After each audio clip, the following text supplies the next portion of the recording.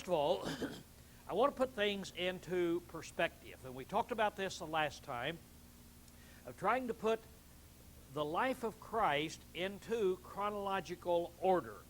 But now, if you try to do it all the way through, then it just becomes really too confusing for us to keep that way. But at the very beginning of our study here, I want to try to put it this way because it's very, very important. And that is that I've got here the calling of his disciples and the Sermon on the Mount are very important subjects. And I'm trying to put them in the proper perspective. Now, the reason for that is this. We'll get the wrong impression if we don't put things in chronological order. By reading only Matthew, if we don't go to Luke, don't go to John, if we just take Matthew, then we're going to get the impression in chapters 4 and 5 that Jesus began preaching, then he immediately called his apostles, and then he immediately taught the Sermon on the Mount. And that really is not the way that it happened. Now, the truth is that he preached a little over a year before selecting his apostles and preaching the Sermon on the Mount. So that's going to be our study tonight. Again, of trying to put that in there and show you what I mean by it. And then the next class period, then we're going to get into the Sermon on the Mount. But as I've already said, we want to take out that wrong impression as we start out here that we can get in just by looking at Matthew. I want you to turn back to Matthew, the 4th chapter. And as we turn back there, remember in Matthew chapter 3, Jesus was baptized. In Matthew chapter 4, he went into the mount to be tempted. And then when he came out of the mount, then we start in verse 12, and it tells that he went up into Galilee and so forth. And then in verse 18, and walking by the Sea of Galilee, he saw two brothers, Simon, who's called Peter, and Andrew, his brother, casting nets. And he said, "Come and follow me." Now, we jump to a wrong conclusion right there, as we'll see a little bit later on. Right there, we jump there and we say, okay, Jesus is calling his 12. He's not. Let's make a distinction to start with between his 12 apostles and his disciples. The word disciple means what? A learner. That's what disciple means. It means a learner. Now, every Hebrew rabbi, what does rabbi mean? A teacher. Now, a rabbi is not just a guy that says, I'm going to go teach something. But he is a guy that is recognized as a specialist in Hebrew law, and that he has the credentials, the qualification to be able to guide people in the right way. And so they're called rabbis. Now, they had a lot of rabbis, a lot of teachers. Now, each rabbi would have his own disciples. And it would be kind of like if, let's take it out of the realm of religion, and let's say that Karl Marx, Charles Darwin, and Billy Graham. Let's take those three guys. Now, Karl Marx was a communist, and he had his disciples. He taught, people listened, they imbibed his spirit, they imbibed his teaching. They said his philosophy is the right philosophy in there. And it turned out in communism. I forgot who the next guy was. Charles Darwin. Okay. Charles Darwin goes to the Galapagos Islands, and he gets looks at some things, and finally he comes up with this idea of the survival of the fittest, and evolution must be true. So he started wrestling with that, and then he had some disciples, that is, people that listened, and as they listened, they said, Darwin knows what he's talking about. Listen to Charles Darwin. And those people became evolutionists. Then Billy Graham, he has people that says, he knows what he's talking about. You listen to him. And they then become the followers of him and his religious philosophy. So a leader has disciples. And by a disciple, it's different than what you are. You are not my disciple. Now, I'm up here teaching tonight, hopefully. I know you'd argue with that, but hopefully I'm teaching. But you're not my disciples, because I'm not here telling you that I have a system of life, I have a way of living.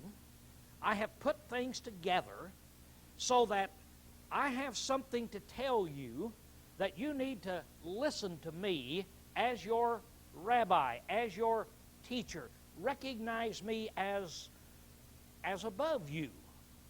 Now, what did Jesus say about calling people rabbi? Suppose I tell you. In fact, I think that's a good idea for you to start to call me rabbi. What verse would you quote to me? Matthew 23, Jesus said, call no man on earth your rabbi. See?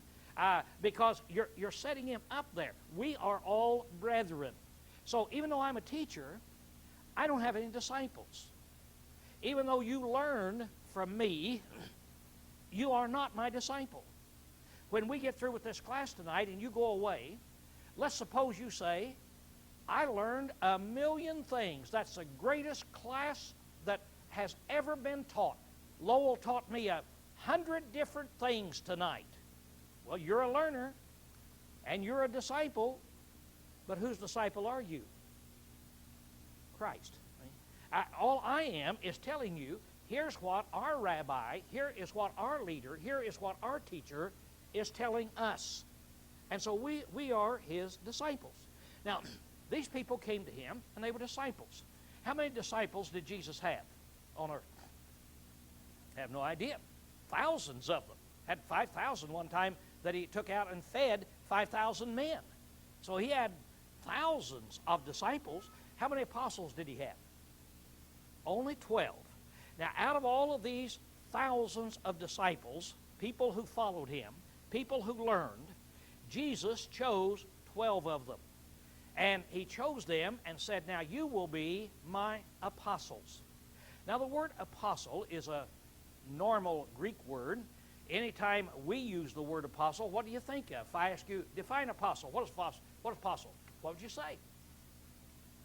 Don't give me, those of you who know what the Greek word means, but what is an apostle? He's one of the 12, right? He's one of the 12. Well, the word apostle means something else. The word apostle comes from two Greek words, apostello, apostolos. And apo means from, and stello means I send. So I could say, Lee, I forgot something out in my car in the back seat. Run out and get this. Okay? Lee goes. He's my apostle. Okay? He's my apostle. Why? Because I sent him out to do a job for me. So that's what the word apostle really means. Now, out of all these disciples, Jesus is going to choose 12 men. And these 12 men, he will send into the world to do a job. So they will be his sent out men. And these people, now then, Lee, we're back to you. You're my apostle, but what you're supposed to do, your job, is get that piece of paper in the back seat of the car. See? Now, what was Jesus' apostle supposed to do?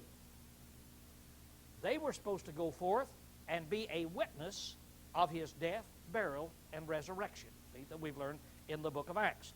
They were to go out and tell the world about the Son of God. So he now is going to pick 12. Now, when he picks James and John, as we read here, he's walking along, and they come, they jump out of the boat, they start following him. They're not apostles yet. They're going to follow him for a while. They're disciples at this time. They're one of his 10,000 disciples. Later on, we'll get to that in a little while, later on, he's going to go up on a mountain, and he's going to say, now, out of all these thousands of disciples I have, I'm going to pick 12, and he names them.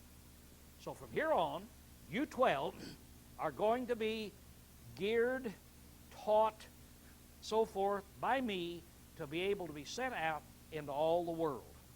So, as you read this in Matthew the 4th chapter then, don't think that he's calling his apostles now. You'll see in a little while where he's not. He's calling the people to him.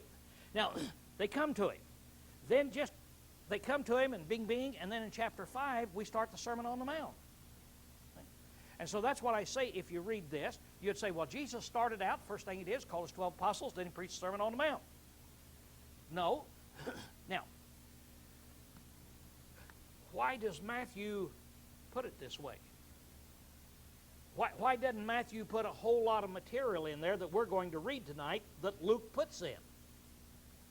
In fact, you jump over now. Let's jump over to the 5th chapter of the book of Luke.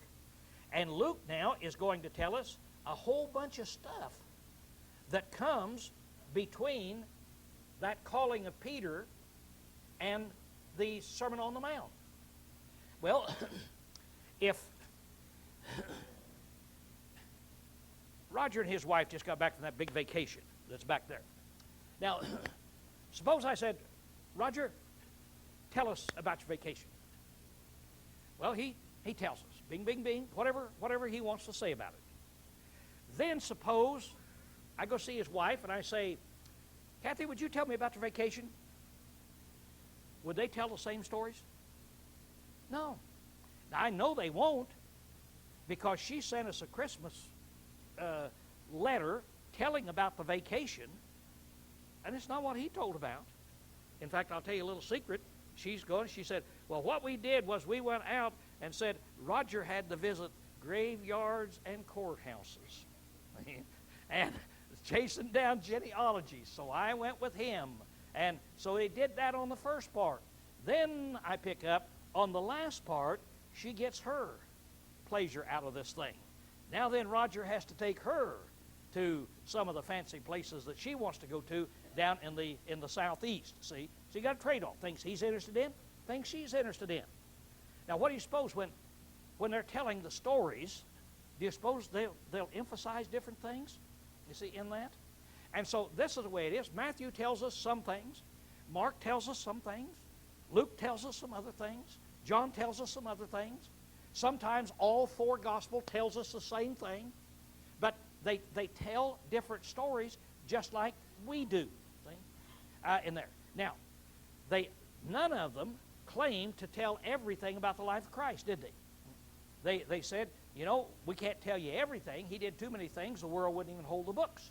So, to start with, then, I want to go over now and want to jump in here in Luke, the 5th chapter. Now, we've already talked about Luke, the 5th chapter, as we've gone down through here. No, we haven't. I just got started on it. So let's start out here now in Luke 5. Now, it came to pass while the multitude pressed upon him and heard the word of God, he was standing by the lake of Gennesaret. Now, if you were going to go to the lake of Gennesaret, where would you go? Where would you go? You'd go to the Sea of Galilee. Now, the lake of Gennesaret is the Sea of Galilee. Oh, by the way, I've got to show you this right here. We've already looked at it, and then I'll get back to this. Remember I was talking about things that come in between, and we've already seen this chart here. John was baptized back in Matthew chapter 3, verse there. Then he's tempted in Matthew chapter 4, verse 11. And then between Matthew 4:11 and Matthew 4:12, what did we find out took place in there? All these things took place. But where did we go to get them? The book of John. See? John tells about all of those things. So between 2 verses in Matthew's gospel, now there's a reason for that. Matthew is not dealing with what Jesus did down at Judea, and John is not dealing with what he did up in Galilee. So you plug it in that way. So now we then looked here tonight. We saw there he's calling his disciples here in Matthew 4 and in Luke chapter 5 that we've got there. Now there, Sea of Galilee is Lake Gennesaret. This valley that you see coming down through there to the lake, there's a valley there. That's the valley or the plain of Gennesaret. And so the lake is called the Lake of Gennesaret. And you see that yellow Tiberias over there, a city called Tiberias down there? One time in the Bible, it's called the Sea of Tiberias. And so it's called by 4 or 5 different names, by the cities and so forth that are round about it. So he's out there now in that lake. That's where they're out there fishing. And it says, and he saw 2 boats standing by the lake, but the fishermen had gone out of them and were washing their nets. I'm going to read pretty fast because I want you to get the whole picture. There's one thing I want you to get. It's not a verse-by-verse study here. And when he entered into one of the boats, in which was Simon's, and asked him, put out a little from the land. And he sat down and taught the multitudes out of the boat. So Jesus now gets in Peter's boat, said, pull out just a little bit. Crowds are around him. And so he's sitting out there in the boat. And now then in the water, in the boat, he's teaching the crowd as they're standing up there on the land. When he gets through teaching them, we don't know what he said, but he taught them. When he gets through teaching them, then he turned to Simon here. And he said, verse 4, when he had left speaking, he said unto Simon, put out into the deep. Now then, let's go on out into the lake and let down your nets for a draw. So let's go out and go fishing. Let down your nets. Well, Peter, Simon, answered and said, Master, we toiled all night and took nothing. But at thy words I'll let down my nets. Let down the nets. And when they had done this, they enclosed a great multitude of fishes, and their nets were breaking, and they beckoned their partners to come to the other boat, that they should come and help them. And they came and filled both boats, so that they began to sink. Wow, how often do you do that when you go fishing? You see? No, that doesn't happen. That is in there. Here's a picture. They show you when you go over there how they throw out the nets. Now, there's two ways. You throw out that net, and then the net goes down and circles the fish and pulls them up. And then another way is that you can go out and throw down a net and anchor it down here and then pull your boat out here and then make a circle and come back around and then pull your fish in. That's probably what they did. We don't know, but this is one way that they do know that they did it there. Now, when they went out, they had been fishing all night. That's when you fish in the Sea of Galilee. You fish at night. And hadn't caught anything. It's one of those nights you hadn't caught anything. Now then it's daytime. Now go out and fish. Well, there's not a chance of catching a fish now, you see, if they hadn't caught any all night. Yet they go out there, and on the first pull, they got so many it's breaking the net, can't get them in the boat, have to call another boat, fill up 2 boats full, and the boat's almost to sink. Would that impress you? Would that impress you? Now, keep in mind, Peter and James and John and Philip are disciples at this time, but they're not apostles. See? He hadn't called them yet. And so they're with him. Now, they are impressed when they see this. But Simon Peter, when he saw it, fell down at Jesus' knees, saying, Depart from me, for I am a sinful man, O Lord. For he was amazed, and all that were with him, at the draw of the fishes which had been taken. And so were also James and John, the son of Zebedee, who were partners with Simon. And Jesus said to Simon, Fear not, from henceforth thou shalt catch men. And when they had brought their boats to the land, they left all and followed him. They're impressed. Jesus said, Don't fear. From this time on, I'm going to make you fishers of men. You will go out and catch men instead of fish. These men are so impressed, they're ready to leave their boats and start following him. Are they apostles at this time? No. He's going to appoint them. You see it, apostles. But I want you to see, what I'm trying to do is set the stage, so that you can see. When he called them to become apostles, and when he's sending them out into the world to die for him, he didn't just come and look out and see 12 men and say, Hey, you guys, come, follow me. And they just gave up all their livelihood and came and followed him. They saw all of these miracles, see. They had become believers. They knew this man is different. Right now, they don't know who he is. He hadn't told them yet. He's the Son of God. But he is something. He is really something. And they've seen him heal all these other people around about that we've already talked about. Now in verse 12. And it came to pass, while he was in one of the cities, behold, a man full of leprosy, when he saw Jesus, fell down on his face and besought him, saying, Lord, if thou wilt, thou can make me clean. And he stretched forth his hand and touched him, saying, I will, be thou made clean. And straightway the leprosy departed from him. And he charged him to tell no man, but go thy way and show thyself to the priest, and offer for thy cleansing, according to as Moses commanded, for a testimony. And so much more that went abroad in the report concerning him, and great multitudes came together to hear, and to be healed of their infirmities. But he withdrew himself into a desert to pray. So he's going along, and here's this leper. Lord, if you will. He said, I will. He touched him, and he was healed.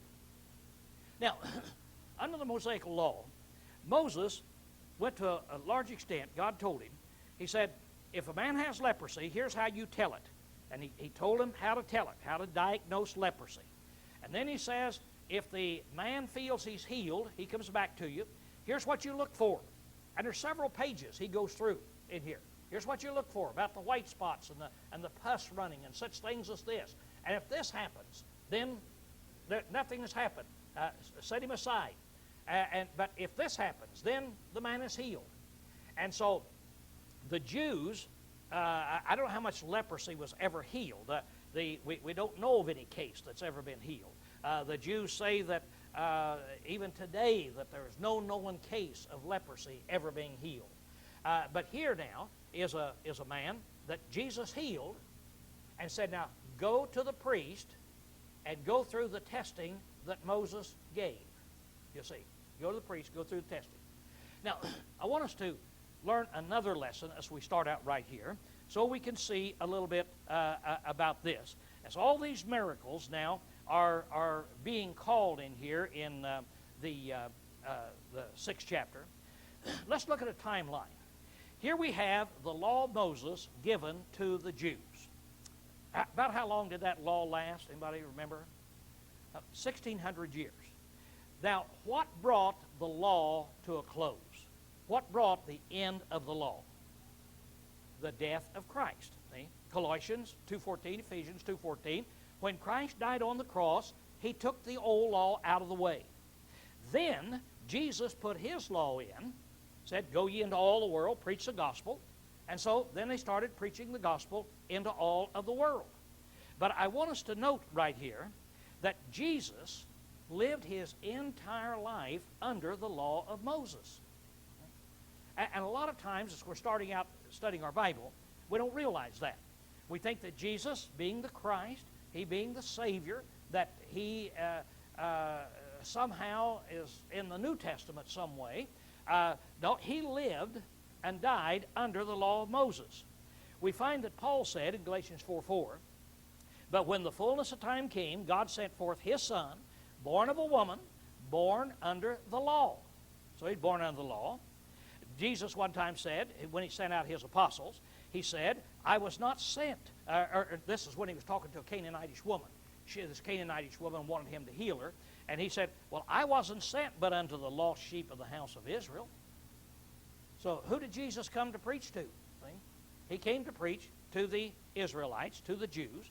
When he sent out his apostles, he said, these 12 sent Jesus sent forth, charged them, saying, go not into any of the way of the Gentiles, enter not into the city of the Samaritans, but go rather to the lost sheep of the house of Israel. So Jesus came to preach to Israel. Why? Why didn't he spend half his time out preaching to the Gentiles when he came?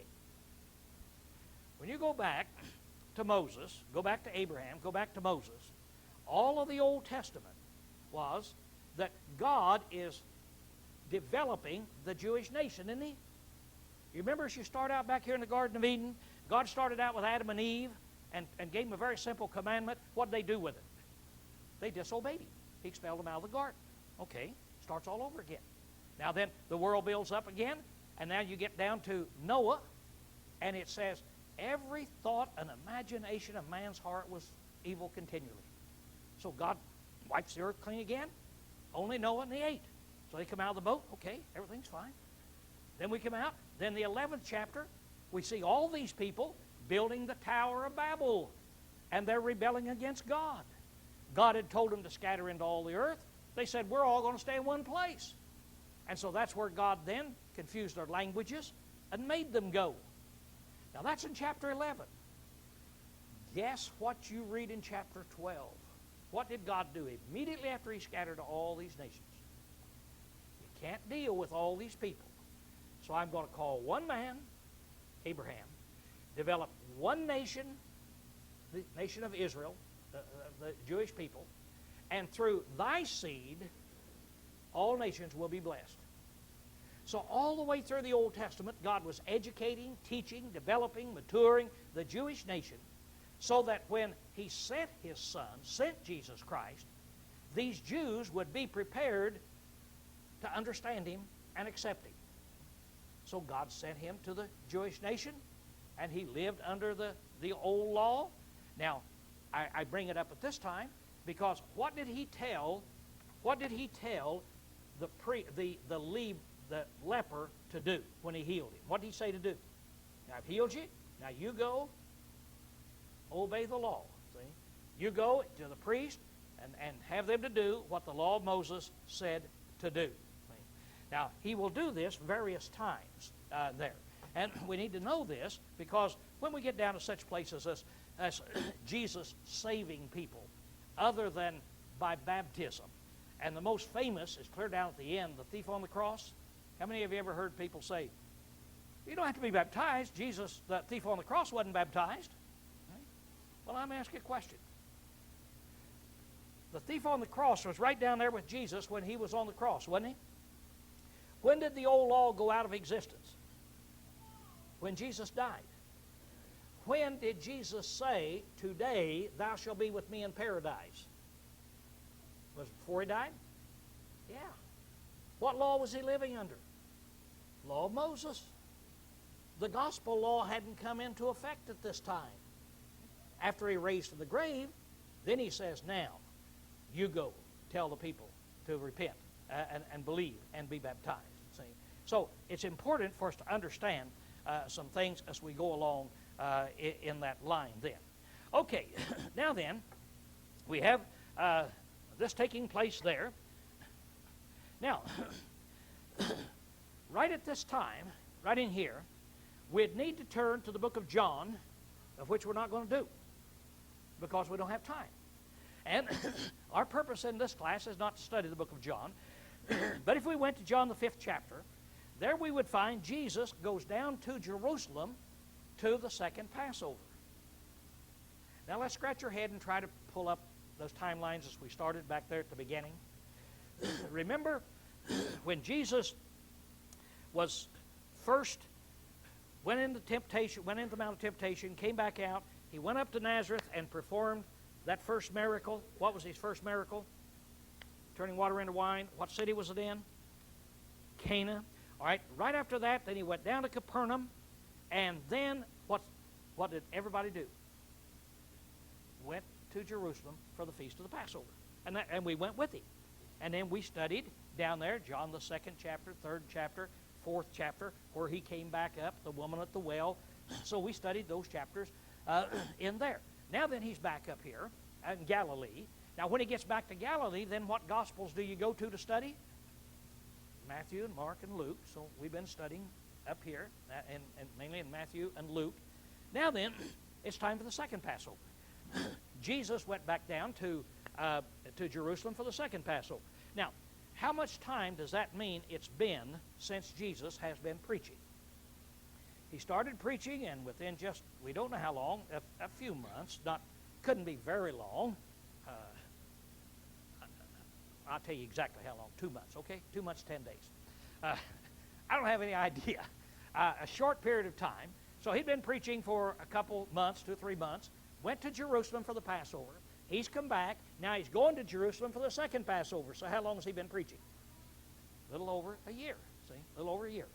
And he's been doing all these miracles. He's been collecting his disciples.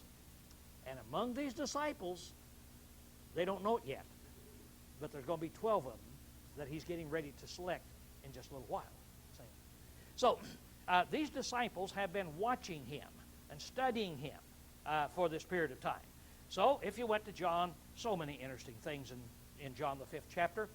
He talks about the resurrection and shows all of that really that's in there. But we're going to move on. Now, in Luke chapter 6, and then in the verses 12 through 16, well, we've got that, and I should have put, in the 6th chapter. There's some other things right here I want us to see in the 5th chapter. In the 5th chapter, in verse 17, and it came to pass on one of the days that he was teaching, there were Pharisees and doctors of the law sitting by, who were come out of every village of Galilee and Judea and Jerusalem, and the power of the Lord was with him to heal. So now here it is. He's up here in Galilee, somewhere around, probably in Capernaum, somewhere in that area. And it says, all of the doctors, all of the great men come out of everywhere to come over to hear him. What does that show you about his reputation at this time? It's spreading out, isn't it? All of these doctors of the law, these doctors of the law are coming, want to hear this guy. They've been hearing about these things. They've been hearing about these miracles that he's been preaching in here. And so they're coming out. Now in verse 18, and behold, men bringing on a bed a man that was palsied, that they might bring him in and to lay him before them. And not finding by which way they might bring him in because of the multitude, they went up on the housetop and let him down through the tiles with his couch into the midst before Jesus. Now, with us in this country, we say, how would that happen? See, well, if you go over in that country, it's like a lot of dry, arid countries there. They would have lower ceilings, they have low ceilings, and then for a roof, they would have well, what we would call straw. It would be straw mats. And so they would go out, they'd make a roof, they'd lay the poles across it, then they'd go out and they'd get sheaves of straw, and they'd go up and they'd lay this straw on here. And they'd build the straw in, these big bundles of straw like this, build it in the way we put tile on our roof, only we nail it down and all that. Well, that straw is just laid on there. It's not nailed down. And so it's laid in such a way, rain hits it, the rain drives down the straw and goes on out. A few years, you have to replace it like you do ours. You'd have to replace it much sooner, but that's the kind of roof they had. So they say, well, let's go up. They go up and they just pick up these bales of straw, you see, and move them over, and there's a hole. And so here it is, he's teaching, and they just move over that. So it's not like somebody going up with a chainsaw and sawing out a section of the hole up here, you see, of the roof and doing all of this. So they let the man down, and here he is. Now, there he stands before Jesus. Jesus is a teacher. The house is full. All the great doctors are all around, and they want this man to be healed.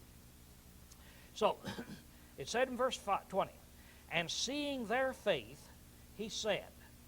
Now, I want to stop right there. And seeing what? Whose faith? Their faith. And this is important to see. Seeing their faith. He didn't look at the man and saw the man's faith. He didn't say, I'm going to heal you because of your faith. He looked up and seeing their faith. How could he see their faith? How can you see faith? James says, show me your faith without your works, and I by my works will show you my faith. Isn't that how you can tell? So they looked up. These guys, they believe he can heal so strongly, they're willing to go up on another person's property, tear up his roof, and let the guy down, seeing their faith. Now, I bring this up just for this reason. As you go through under the old law here that Jesus is living under, life of Christ, he's going to forgive sins on several occasions. And you notice he's going to forgive sins, and he can do them in different ways. Generally, it's all tied into faith somehow. But he can do it in whatever way he wants to do it, and that's what we're seeing here. And here's a case of where he didn't heal the man because of his faith. He healed the man because of their faith. You see, that's there. Now, he looked at it, said, seeing their faith, he said, man, thy sins are forgiven thee. Now, I want you to think about the shocker that would be. Did they let him down to have his sins forgiven? No. Anybody in the audience think that we're talking about sin? No. Here's a crippled man. We want to get him healed physically. So Jesus is going to rock them to their boots. He said, your sins are forgiven. And if there's ever a shock that would go through the audience, it would be when they heard this. So then they said, the scribes and the Pharisees began to reason, saying, who is this that speaketh blasphemies? For who can forgive sins but God alone? Now, they right or wrong? They're right. Only God can forgive sins. And this man says, thy sins have been forgiven thee. So from their viewpoint, their logic, is he a blasphemer? Yeah, from their logic, he is a blasphemer. Now, so now they know that they've really caught him in here. But Jesus, perceiving their reasoning, he doesn't ask them, he knows what they're reasoning. Perceiving their reasoning, answered and said unto them, why reason ye in your hearts? Which is easier to say, thy sins are forgiven thee, or that to say, arise and walk? But that you may know that the Son of Man hath authority on earth to forgive sins, he said unto him that was palsied, I say unto thee, arise, take up thy couch, and go into thy house. And immediately he arose before them, took up that whereon he lay, departed to the house, glorifying God. So, here it is. They wanted him healed. He said, thy sins be forgiven thee. Just reverberations all over. Who is this blasphemer? He knows it. Then he says, which is easier to say, thy sins be forgiven, or rise and walk? It's just it's a question, and here's what it implies. I have the power to do either one. Okay? I have the power to do either one. Which one would be the easier thing to do? In here. Well, let me ask you this. If you had to choose one, which would you choose? To forgive sins or heal a person? Suppose I'm going to elevate you now. If you say, well, forgive sins, now I'm going to elevate you now, so you're the sin forgiver on earth. Anybody want that position? You're going to meet God. And there's no way on this earth you could ever forgive sins unless you are deity. There might be a chance you could heal a guy.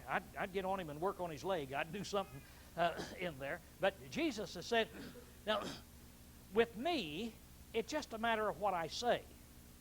That's what he's saying. It's just a matter of what I say. And in this case, I said, thy sins be forgiven thee. Now he said, I'll say something else. And I'm going to say something else just to show you I have the power to forgive sins. He said, take up thy bed and walk. And the guy did it. What did Jesus do that miracle for? To prove he had the power to do what he said he was doing. See? That's what miracles are for. It's for things such as this. So these people now are totally mystified. What in the world is taking place in here? And they were filled with fear. And they said, we have seen strange things today.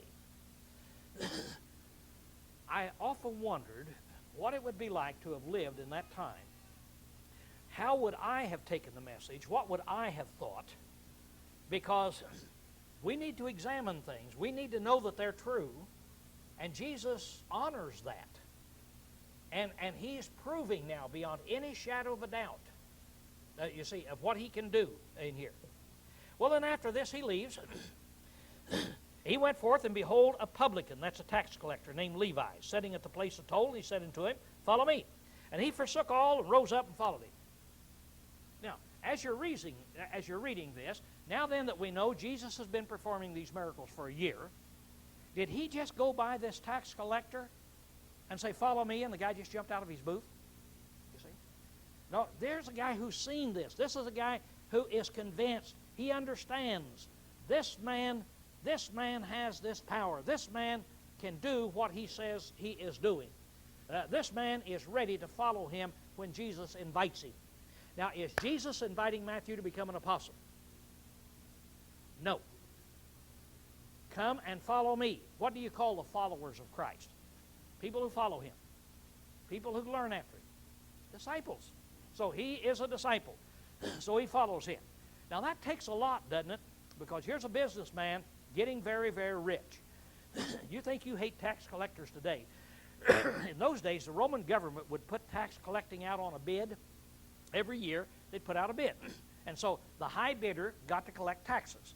So Rome would say, we want so much money to come from Capernaum up here and here. So who wants to put it out? We want $38 million in taxes. So somebody said, well, I'll bid, so much. I'll bid this. I'll bid this. So Rome would give it to the high bidder. Now, I get the high bid. Now, before I can make any money, what do I have to do? I got to collect $38 million, and I get to keep what is above that. See? Do you suppose I'm going to really be diligent in my tax collecting? Nobody's going to get away from me, boy. See? And so I have that authority because I have the authority of Rome behind me. And so tax collectors were ruthless there. So they were hated, but he calls him. Now Levi then, he makes a big feast for Jesus. And he has his friends over. Who would his friends be? Other tax collectors. Other people involved in all this ungodliness. The people came in, and the Pharisees, and they saw him down in verse 30, and they said, look, he's eating and drinking with publicans and sinners. And that's where Jesus said, I didn't come to heal people in good health. I came to heal the sick. And so I have to associate with them. Well, that caught him off guard. Yeah, I guess that's okay. We're going to skip verse 33 because of time, and it's not pertinent to what we're doing here tonight. In chapter 6, passing through the Sabbath day then, he was going there with his disciples, and he plucked off some corn and ate it. And the Pharisees tried to show that he's breaking the law of Moses there. And so he answers them and shows that no, he's not breaking the law there. Look down at verse 6. And it came to pass on another Sabbath, he entered into the synagogue and taught, and there was a man there with his right hand withered. And the scribes and the Pharisees watched him, whether he would heal on the Sabbath, that they might find somehow to accuse him. Do you see how these guys are growing along with Christ? Heal this guy? Now then, I wonder if he's going to do it on the Sabbath, because if he does it on the Sabbath, that's work, isn't it? And then we're going to really get him, see? On there. But he knew their thoughts and said unto the men that had the hand withered, rise up and stand before the midst. He arose and stood forth. And Jesus said unto them, he said, I want to ask you something. Here stands a man. His hand's all withered. I ask you guys a question in here. He said, is it lawful on the Sabbath to do good or to do harm, to save a life or destroy it? I want to ask you that question. Now these shallow-minded people were saying, we're going to get him because he's working on the Sabbath. Jesus said, I'm going to ask you another question. Is it lawful to do good on the Sabbath day? Okay. And he looked around on them all, and he said unto him, stretch forth thy hand. And he did so, and his hand was restored. He said, stick your hand out. He stuck his hand out, the hand was restored. And they were filled with madness and communed one with the other what they might do to Jesus. Boy, this really is making them mad now. They're mad because now he's working on the Sabbath day, see, from their viewpoint. I'll tell you what, later on, he does this again. And they come up to him and they ask him, are you going to heal on the Sabbath day? He said, I want to ask you another question. Which one of you is there on the Sabbath day if you go out and your sheep has fallen in a ditch? So there's a big pit out here. And it's a big pit, and a sheep has fallen in it, and it's going to die. Would you pull the sheep out or just leave it there? Well, their law said, you remember all those laws that they made up? If there's an emergency like this, you can pull it out, you see. They say, oh yeah, you can pull it out. And so he's saying, I can do good, you see, on the Sabbath day. And so he'll answer that. Now, I'm going fast to get down to verse 12. That's where we are. Got about 5 more minutes here to class. And it came to pass in these days that he went out into the mountain to pray, and he continued all night in prayer to God. And when it was day, he called his disciples. Who did he call? He called his disciples, and he chose from them 12, whom also he named apostles. You see, up to this time, they don't know the word apostle. They're all disciples, so he called them all out. He said, now here's the 12, and you 12 are going to be my apostles. Did they know what that meant then? Now, they knew what the Greek word meant. But if I said, you, I'm getting ready to send you forth, do you know what you're going to do? You have no idea. And so he named them apostles. Now he names them. Simon, who also named Peter, Andrew his brother, James and John, Philip and Bartholomew, Matthew and Thomas, and James the son of Alphaeus.